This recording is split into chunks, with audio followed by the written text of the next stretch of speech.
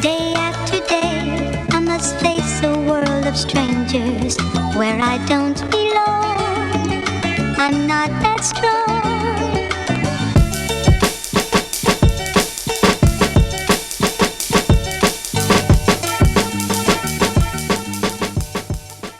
Yo, what up, everybody? It's your boy Dresays, and welcome back to the Dresays Podcast. We are on episode 14, y'all.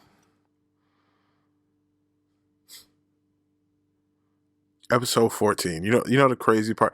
You know what? No, I'm not even gonna get into the crazy part about that. But let's just start here. So, I want to say about 11 years ago, 10 or 11 years ago. Damn, that was a while ago. 10 or 11 years ago, I got a phone call from Rel saying, yo, we gonna go to California. I said, cool, let's go to Cali, right? He said, me, Soy, Sean, and you. I said, no problem. Like, no question. This is before Dresays. This is when Fly Definition was doing music. If y'all didn't know that before, if you haven't watched our videos before, Fly Definition started off as a music blog, an outlet for underground artists that weren't getting their shit out there. He was pushing their shit for them. Terrell started Fly Definition. Terrell, it was a promotional group as well with the homie Nate up in Albany. But anyways, he had called me and was like, hey, we're going to California.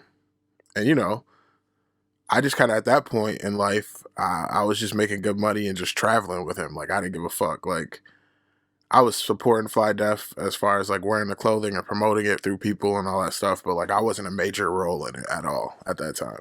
I was just the dude that was friends, that had money. And I was just like, let's go. Like, I just want to enjoy myself and take all these crazy ass trips. Right. So we went to California. At that time, I had to be close to like 500 pounds. Like, I had to be. And you'll figure out how I know in a minute here. So we get to California.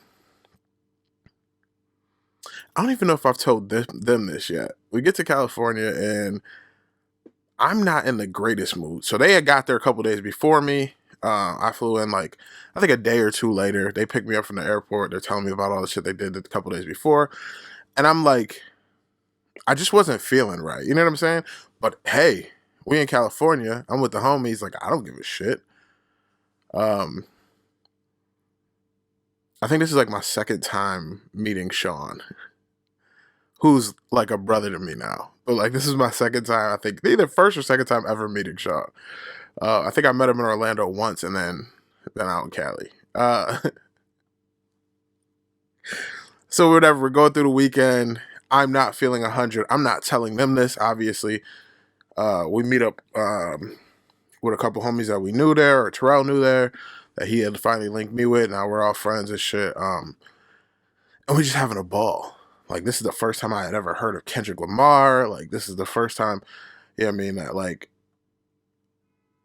I got like introduced to like, yo, Snoop has a ghostwriter and this is who his ghostwriter is. Like, shit like that. Like, shit I just didn't know. You know what I mean? Just wild shit.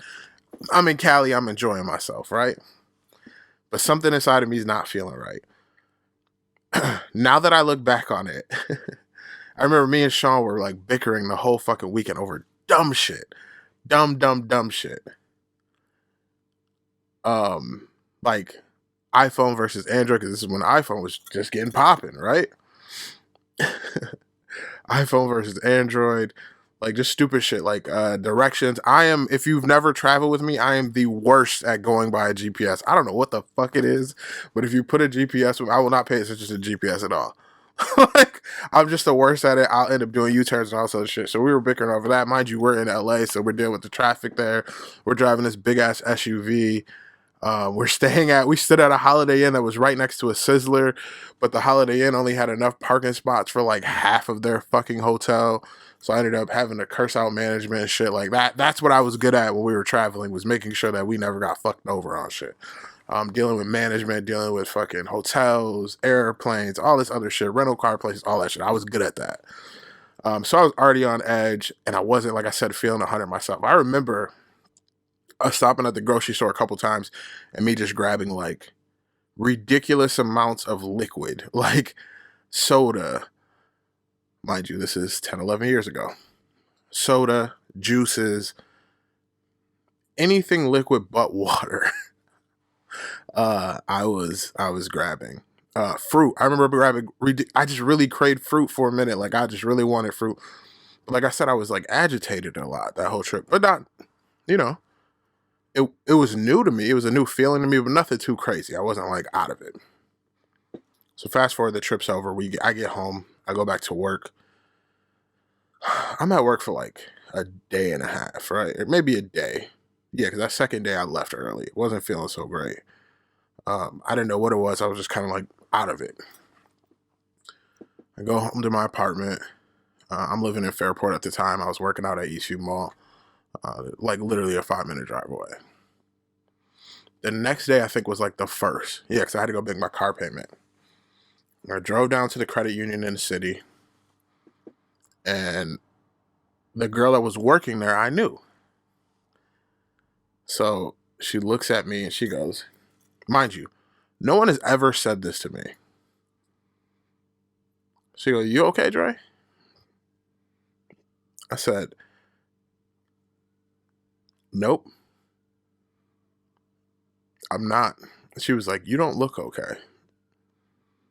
I said, "Yeah, I don't feel so great."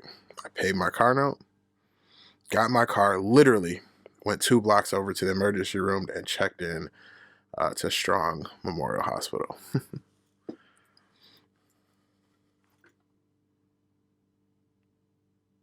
That's the day that kind of changed my life. So I get checked in. They do all the standard stuff, checking stuff over. And the lady looks at me and she goes, I'm gonna check your sugar." I said, "What?" She's like, "I'm gonna check. Give me a second." She comes back with this little machine, wipes my finger off with like an alcohol wipe, pricks my finger, puts it on there, and before she reads the number, I look at her, I go, "I'm a diabetic, aren't I?" And she's like, "Yep." And it was something like 335. I didn't know what the fuck that meant at the time. I was just like, "Is that high?" And she's like, "Yes." She's like, "It's not extremely high, but it's high. We're going to run some tests." So they start drawing blood. um, this shows you what kind of person I am too, because I never called my parents. Not when I was feeling bad, not when I got to the emergency room, none of that shit, right?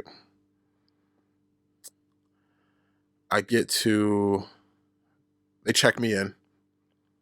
Remember, this is all before COVID and shit. So like they check me in, they put me into a room. They have IVs hooked up to me. They have like specialists after specialists coming in to try to explain to me like the way this is gonna change my life. Um, I'm sitting there for like I think the first day, I was like, okay, I need to be here. Like I didn't feel good. I couldn't really walk like without like my legs shaking and shit. Like, so I didn't fight them too much on the first day. End of the second day comes around. I'm like, fuck. I better call my mom. My phone's about to die. I better call my mom, let her know what's going on. So I called my mom, told her what was going on. She was like, okay. You know, it ran in our family. She kind of understood what it meant and what I'd have to do. And my mom, my mom worked in the medical field before she stopped working. So she knew the deal. Then I called my sister. And then after Ro, I called Terrell. That's kind of how my calls go to this day, actually. So for now, they're mostly text messages, but like that's the order that they're going, right?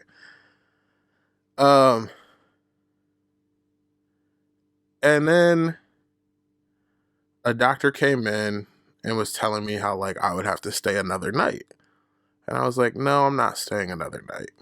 And she's like, what do you mean? And I was like, nope, like I'm a big boy. Like I know what I got to do. Y'all told me what I got to do. I'll go see my regular doctor on Monday. Like, you told me the steps I have to take, the people I got to go visit now. Like, I'm not staying another day. And she was like, no, but I think it's best if you, and then I started crying out of nowhere. It just started like, not like boohoo crying, but like I cry. I don't ever really boohoo cry. I like the tears just start coming. I'll have a plain face. I'll have a full conversation with you, but the tears will still come. And she's like, well, what are you crying for? And I was like, because I fucked up. She's like, what do you mean you fucked up? And I said, I fucked up. I knew that I wasn't living the life that I should be living, especially with the amount of traveling that I do and like how much I work. I already knew I was overweight. You know what I'm saying? Like, I just was doing a lot of shit I shouldn't have been doing. And I knew better. And there's a lot of people in this world that depend on me. I remember that shit like it was yesterday. Right? She's like, it's nothing to cry over. And I was like, no, it's okay. Like, this is going to happen. I'm that kind of person. It's just the tears are going to come. I'm not stressing it. Like, they're going to come, but I'm not staying here another day. She was like, okay, well, as long as you promise me. I said, yep. And I'll make an appointment to go see my doctor the next day. Like, wow. She's like, okay. And I did that. I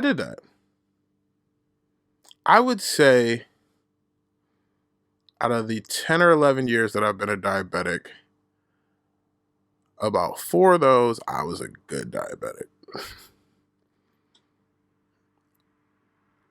I was taking my medication all the time, eating right, working out. I went from close to 500 down to like damn near 360, I think was my lowest, 370. I've gained a good amount of that back. Nowhere near where I started though.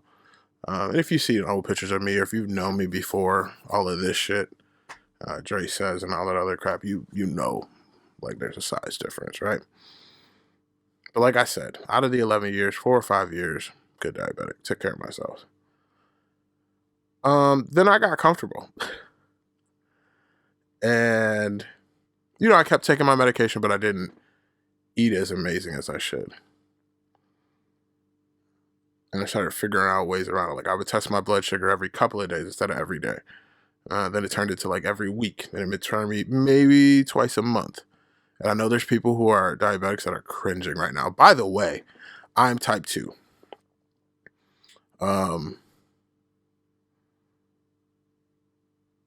So it's even worse because I could definitely influence the change, or I could have when I was younger, and I just didn't. People who are type 1 have it way worse. I have a couple friends who are type 1, and I don't know how you guys do it, to be honest with you. But, so, started bullshitting, not doing what I was supposed to be doing, right? So we'll fast forward. To about 2 weeks ago. If you caught my video on Instagram last week, I laugh about it, but yo, I fucked up.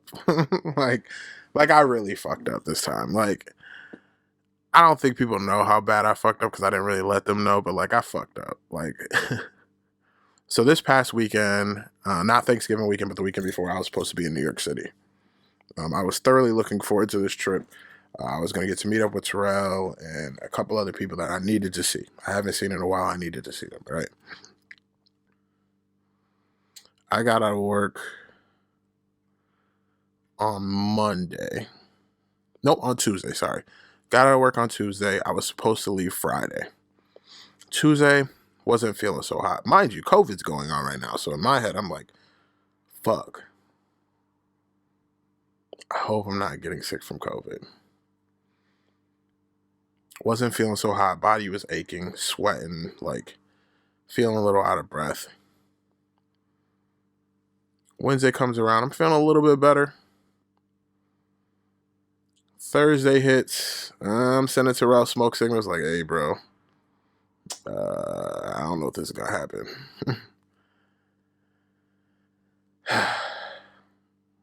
Thursday night hits. And I feel like utter shit. I think that's when I text her. I was like, yo, I'm not going to make it. Like, it's just not going to happen. He goes, I figured. Friday, I think. Friday morning. I woke up, wasn't feeling great at all. Terrell hit me that he had landed a little in the afternoon. I got on the phone with my homegirl, and she was like, where the hell you been? She's texting me, calling me. I wasn't really replying too much. That's the other thing. When a diabetic is not 100% good, like when he's not 100% feeling good or she's not 100% feeling good, two things can come out of that. Either they're going to be in a sort of a manic state where they're just not wanting to deal with people. It's kind of like when you don't feel good. You just don't want to deal with people. And then the other thing is they will be a fucking asshole. Worse than some people think I am on a regular basis. So I try to avoid being that fucking asshole when I'm not feeling great. I just don't reply to people. But I talked to her. She called me. I FaceTimed her. I was like, yeah, I'm just not feeling great. She's like, what's going on? I said, oh, it's my blood sugar. I checked it, which I hadn't done since March. I know there's people cringing at this shit right now that know about diabetes. I hadn't checked it since March. I checked it. It was like 428. She was like, you need to go to the hospital. You should go to urgent care. You should go to the doctor. You need to go get checked out. And I'm like, I was like, if I don't feel better, I will. Finish talking to her, hang up the phone, go over, check it again. It's at like almost 500.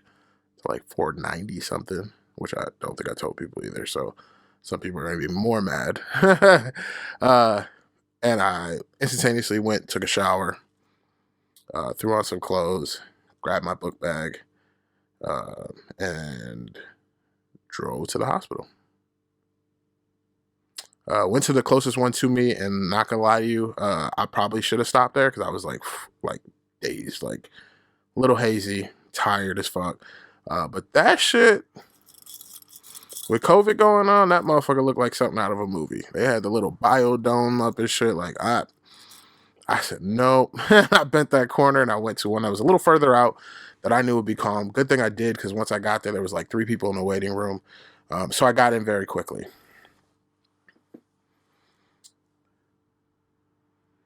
The lady checked me in like fast. She was like, what are you feeling? I said, oh, I'm not feeling so great. She's like, what is it? I said, well, my blood sugar's high. I've checked it. I know it is. I know what that feels like. I feel like shit because of it. She's like, well, what is it? Shortness of breath. I'm hot and clammy, da-da-da. She's like, okay, well, let's get an EKG on you. So from my friend's son had got COVID, and she told me he had to get an EKG before he went back to school. So as soon as the lady at the hospital had told me that, I said, oh, this chick thinks I have COVID. So I'm like, this is going to be great. So they hooked me up to the thing, all these different things to check my EKG or whatever. It was fine. They put me in a room. They put me in a solitary room because of COVID scare, because of the things I told her about being fatigued and whatnot. And the nurse came in. It was a cool-ass nurse. She was from Florida, which was crazy. Because, I enjoy Florida, and I enjoy Florida people. So she was from Florida. We were talking, and I remember her asking me, well, what were you thinking? I said, what do you mean? She's like, when's the last time you took your medication? Before I say this, I know I fucked up, y'all. Don't get upset. And I was like, 6 or 7 months ago. And she's like, what were you thinking? And I said, I don't know. And so she's like going to put an IV in me, and she's talking to me, and she's like, you know better though. How long have you had this? And I said, I know. And she's like, what, do you not have a good life? And I started laughing, and she's like, what are you laughing about? And I was like, that's the thing. I have a great fucking life.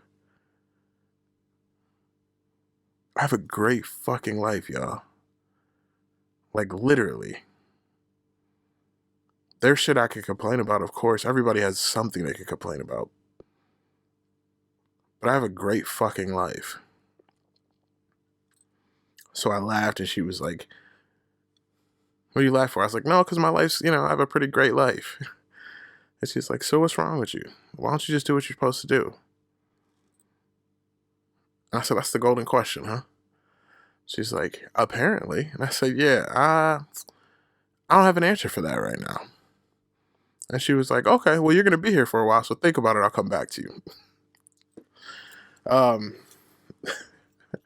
So they hooked me up to the IV. The lady comes, my doctor comes in.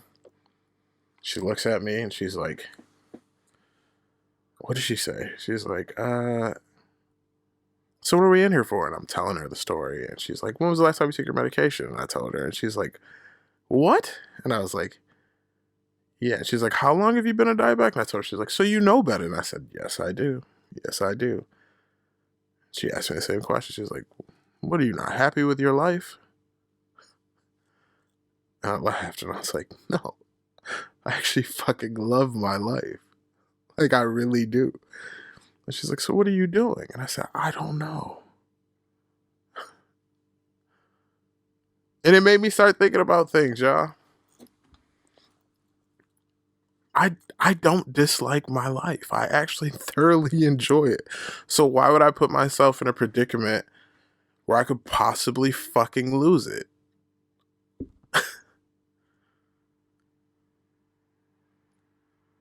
Why would I not take my medication for 7 months? I mean, part of it is because I have like the internal fear, like a lot of men do, of going to the fucking doctor. I just fucking hate it.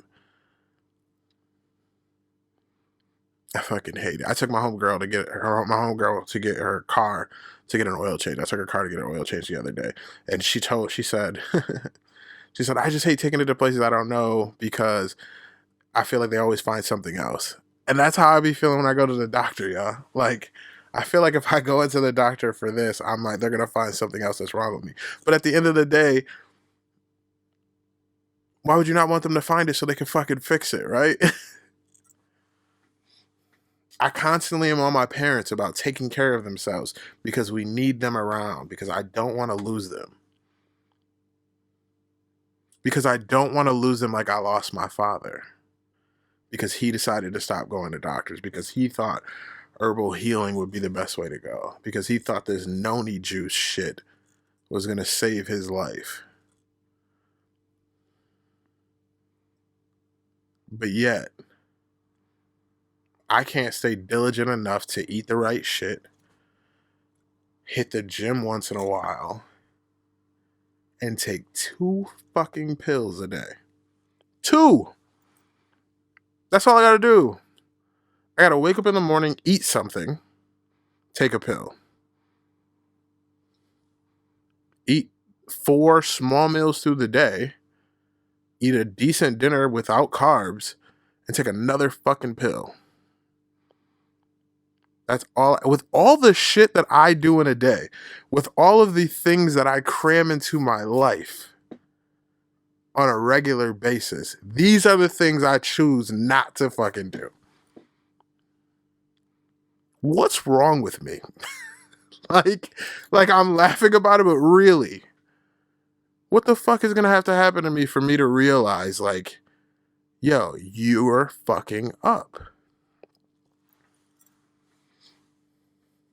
I'm in a whole group chat called the water cooler with my boys' family, because I was telling them, like, yo, y'all need to drink more water. I love water. Don't get me wrong. I still drink a ton of water. But, like, that ain't gonna do shit if I'm still not eating right or taking my medication. Like, yeah, it's great for my skin and my body, but if I'm not fucking taking my meds, if I'm not eating right, what the fuck does that have to do with anything? I'm over here trying to preach to them and I'm not doing what the fuck I'm supposed to be doing. Who the fuck do I think I am? My old holier than thou ass. I fucked up, yo. I fucked up. I'm gonna keep it buck with you. I fucked up. I missed out on seeing my best friend in the world, who I haven't seen in over a year because of this COVID shit.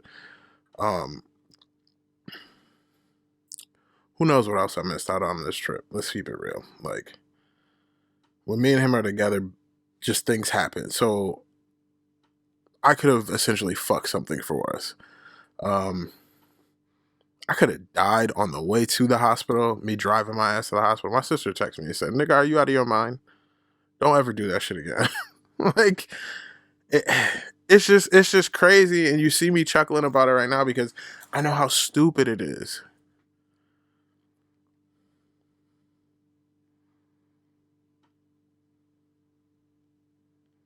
Yo, I could have been in this apartment and died. Nobody would have known.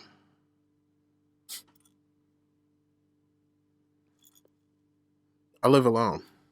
Like, I don't reach out to people here and there, here and there. But not like crazy. Yeah, if I wouldn't have responded for a couple of days, people would have came looking. That's the crazy part. There's maybe 2 people that know where the fuck to look for me at. A lot of people don't even know where I live. I fucked up, y'all. I'm gonna do better. I mean that wholeheartedly. I'm gonna do better. I started thinking about a lot of shit too. There's a lot of things that I was opposed to that now, reality's setting in, man. I'm not getting younger. I don't know how much longer I could do this living alone thing. Like, I love it. Don't get me wrong, I love it. But, like, I can't be 60 years old living by myself. I don't want to be that nigga that drops dead in his fucking kitchen and nobody knows. I just don't.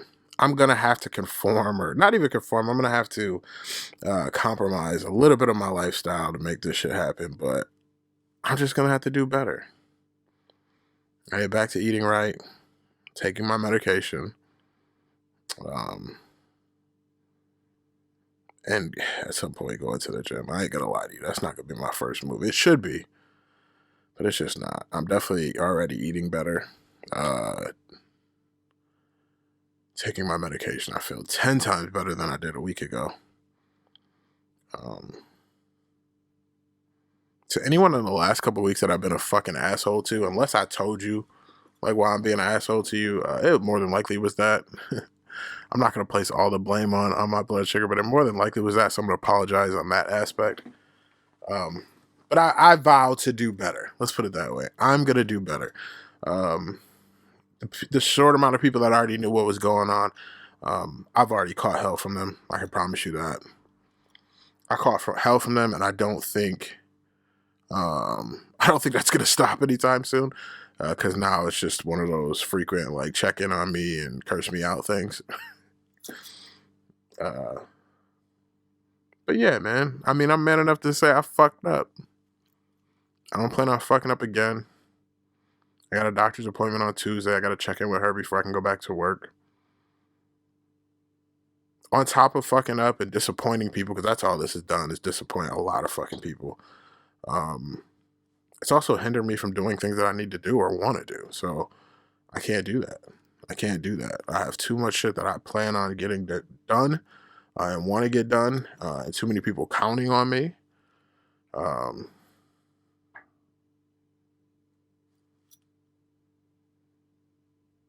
don't want my sister to have to explain to my niece and nephew I'm no longer here because I couldn't fucking eat right and take medication twice a day. That's what it comes down to. That would be the most disappointing way to go. So we're not going to let that happen, y'all. Damn, that was a drab, y'all. I'm sorry. This was a drab-ass fucking episode, but I had to get it out. Like, I have to talk these things out. And this is my way of talking it out. So if it was boring to you, I apologize, but fuck. That felt good as shit.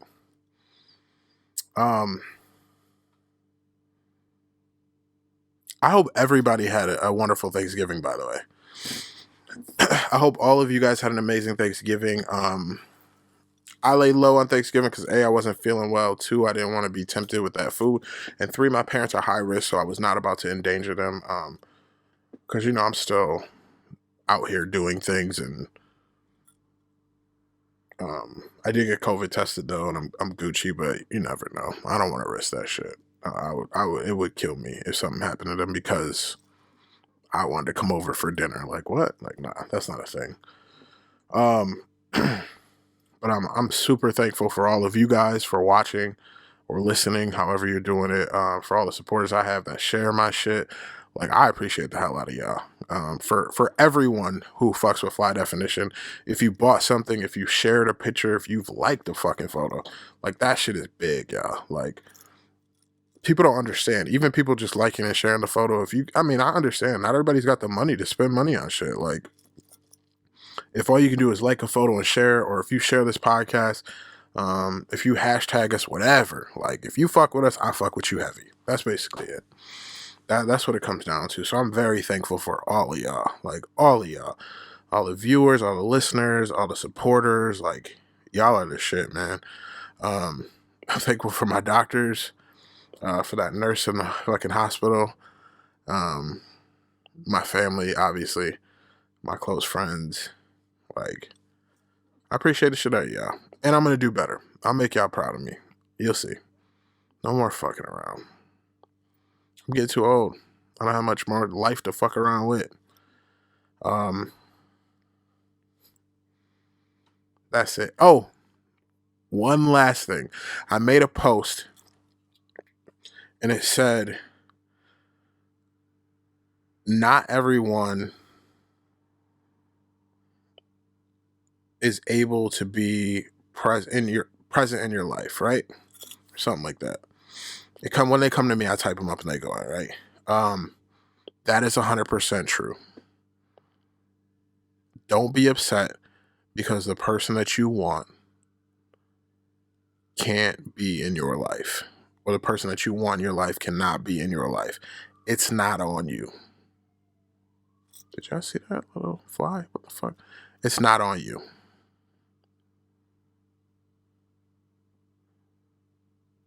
It's on them. Not everybody is capable to put their own shit aside to be a part of your life. Not everybody is willing to do that. Just remember that. Not everybody is ready to be a part of your life. Sometimes you just got to move on without them. But again, thank y'all. I love y'all. Y'all have a wonderful Sunday. Peace. Day after day, I must face a world of strangers where I don't belong. I'm not that strong.